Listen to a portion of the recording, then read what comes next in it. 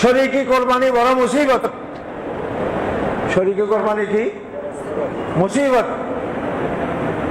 বেনামাজির কোনো আমল কবুল হয় না। বলেন দেখি, বলেন না, বেনামাজির কোনো আমল কবুল হয় না। যদি বেনামাজির কোনো আমল কবুল না হলে বেনামাজির কোরবানি কবুল হবে? জি।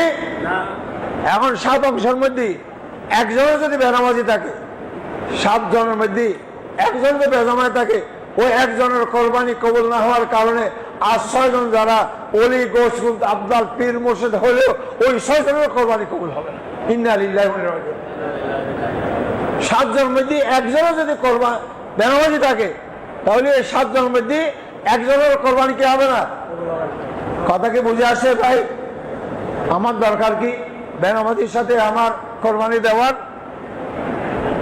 ভাই বেনামাজির সাথে কোরবানি